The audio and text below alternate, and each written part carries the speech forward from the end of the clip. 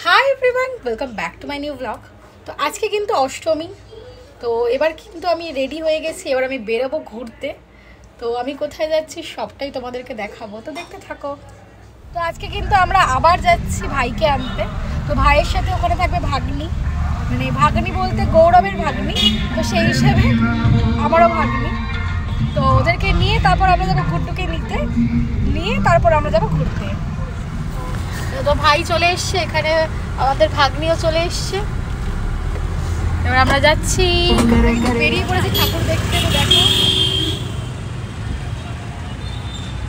তো এরপর আমরা কিন্তু ওদেরকে কিছু ঠাকুর দেখিয়ে দিয়েছিলাম কাছাকাছির মধ্যে, আর তারপর ওদেরকে নিয়ে গেছিলাম একটু ফুচকা খাওয়ানোর জন্য। তো খাইয়ে দাইয়ে আমরা ওদেরকে কিন্তু ঘরে দিয়ে এসেছিলাম। তো তারপরে এখানে বাবাকে টাটা করে আমরা কিন্তু বেরিয়ে পড়েছিলাম কিছু খাওয়ার জন্য, বিকজ আমাদের খুব জোরে খিদে পেয়ে গিয়েছিল। আর এদিকে আমার বাবু কিন্তু নিজের সিটে উঠে বসে পড়েছিল, তোমরা দেখতেই পাচ্ছ। তো এরপরে আমরা চলে গেছিলাম আমাদের বাড়ির কাছের একটা রেস্টুরেন্টে, যার নাম ছিল চুনিপান্না। আমরা প্রায় সবসময় চুনিপান্না থেকে খাবার খাই, বাট চুনিপান্নার যে রেস্টুরেন্টটা আছে সেখান থেকে কিন্তু আমরা কখনো খাবার খাইনি। তো সেই হিসেবে আমরা অষ্টমীর দিনটাই চুজ করেছিলাম চুনিপান্না রেস্টুরেন্টটায় খাবার জন্য। তো এরপরে আমি কিন্তু কিছু খাবার এখানে অর্ডার করে দিয়েছিলাম, তারপর খেয়ে দিয়ে আমরা কিন্তু রেস্টুরেন্ট থেকে বেরিয়ে গেছিলাম। বলতে বৃষ্টির মধ্যে ঘোরার মজাটাই কিন্তু একদম আলাদা। তো আমরা কিন্তু বেরিয়ে পড়েছি ঘুরতে, তো ভীষণ জোরে বৃষ্টি পড়ছে। এবার মজাতে ঘুরবো আমরা। তো দেখো আমরা কোথায় কোথায় যাচ্ছি, কি করছি না করছি। তো এবার আমরা চেতলাতে পৌঁছে গেছি। এবার আমি তোমাদেরকে দেখাবো ঠাকুরটা। তো মা আছে, পিছনে বৌদি, দাদা আছে, এখানে আমার বাবু আছে, কোয়েল আছে, ওর বেলটা পরিয়ে দিতে। আর গৌরব সামনে হাঁটছে। গৌরবের পাড়া বলে কথা, গৌরব তার জায়গায় হাঁটবে। তারপর আমরা চলে গেলাম আলিপুর সর্বজনীনে। ওখানকার প্যান্ডেলটা ছিল একেবারে ইউনিক। পুরোটা বানানো হয়েছিল চা পানের থিমে। সবচেয়ে অবাক করা বিষয় ছিল পুরো প্যান্ডেলটার ভেতরে কিন্তু এসি লাগানো ছিল। সত্যি বলতে এই প্যান্ডেলটা কিন্তু আমার ভীষণ ভালো লেগেছিল, আর ঠাকুরটাও ছিল চোখ না ফেরানোর মতো সুন্দর। পাপা, কি ঠাকুর দেখেছো তুমি? কি ঠাকুর দেখেছো? কি ঠাকুর? কি ঠাকুর? দেখি দেখি, কি ঠাকুর দেখেছো? কি কি দেখেছো? এসি করেছে ভেতরে। আমরা এখন আছি চেতলা অগ্রণীতে। তো চেতলা অগ্রণীর ভিড়টা আমি দেখাচ্ছি তোমাদের। তো তোমরা দেখতেই পাচ্ছ চেতলা অগ্রণীতে ভিড়টা ঠিক কতটা ছিল। মানুষের ঢল যেন থামতেই চাইছিল না। কিন্তু এত ভিড়ের মধ্যেও আমার বাবু কিন্তু একটুও বিরক্ত হয়নি, ধৈর্য ধরে আমাদের সঙ্গে পুরো লাইনটা দিয়েছিল। প্রায় 3 ঘন্টা পর অবশেষে ঠাকুরটা দেখতে পেরেছিল। সত্যি বলতে ওর ধৈর্য আর শান্ত মন দেখে আমি অবাক হয়ে গিয়েছিলাম। এরপর আমরা প্রায় 3 ঘন্টা লাইন দিয়ে অবশেষে ঢুকে পড়েছিলাম চেতলা অগ্রণীতে। ওদের থিম ছিল সমুদ্র মন্থন, আর সত্যি বলতে প্যান্ডেলটা একেবারে অসাধারণ। ঢুকে মনে হচ্ছিল যেন সমুদ্রের গভীরে নেমে গেছি।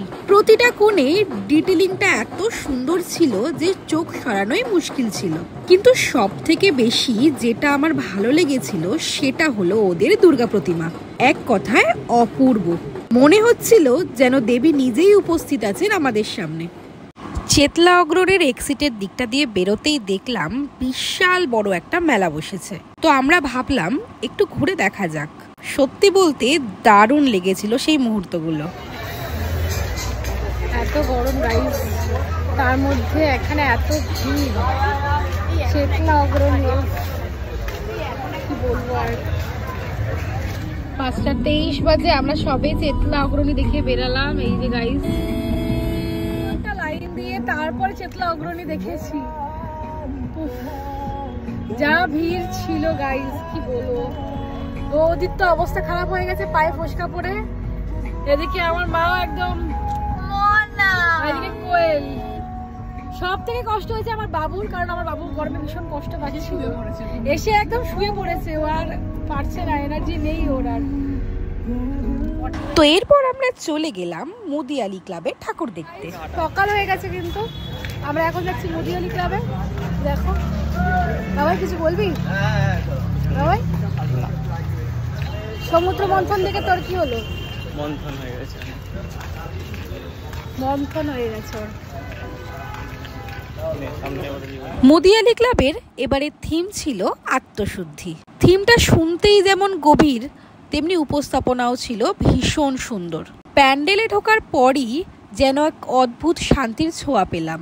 আলো, রং আর পরিবেশ সব কিছুতেই যেন একটা পবিত্রতার অনুভব হলো। পুরো প্যান্ডেলটা এমনভাবে সাজানো ছিল যেন মনের ভেতরের অন্ধকার মুছে গিয়ে নতুন আলোয় ভরে উঠছে। তো এরপরে আমরা আবার ভিক্টোরিয়ার রাস্তাটা ধরে সোজা প্রিন্সেপ ঘাটের দিকে চলে যাচ্ছিলাম।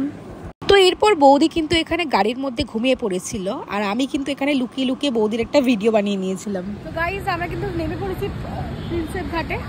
তো আমার বাবুও কিন্তু আছে, এই দেখো আমার বাবুকে। পাপা টাটা, টাটা পাপা, চলো চলো চলো, গো গো গো গো গো গো। দেখি দেখি দেখি দেখি, তুই কি জেলাস? আমার বাবুকে নিয়ে তুই কি জেলাস? আমার বাবুকে নিয়ে তুই কি জেলাস? হ্যাঁ, তুই জেলাস আমার বাবুকে নিয়ে। তো এরপরে কিন্তু আমরা আবার আগের দিনের মতো গঙ্গার পাড়ে চলে গেছিলাম। এখানে বৌদি বসে আছে, এখানে পিন্টুদা, বাবা, আমার বাবু।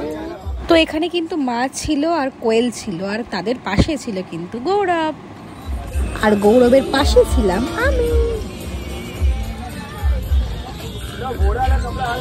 তো এরপর কিন্তু আমাদের চা কফিটা এখানে চলে এসেছিল। তো এরপর চা কফি খাওয়ার পর আমরা কিন্তু ওখান থেকে বেরিয়ে পড়েছিলাম। তো গাইস, এবার আমরা বাড়ি যাচ্ছি। বাড়িতে গিয়ে একটু ঘুমাবো শান্তি। তারপরে আমরা কিন্তু ফাইনালি বাড়িতে চলে এসেছি। তবে আমাকে দেখাচ্ছি কটা বাজে। তো বাড়ি ফিরতে ফিরতে আমাদের কিন্তু 7:45 বেজে গেছিল। আমরা কিন্তু বাড়িতে চলে এসেছি। তো আজকে ব্লগটা আমি এখানেই শেষ করছি। ব্লগটা ভালো লাগলে অবশ্যই একটা লাইক কমেন্ট করে দিও। দেখা হচ্ছে খুব তাড়াতাড়ি নেক্সট ব্লগের সাথে। বাই।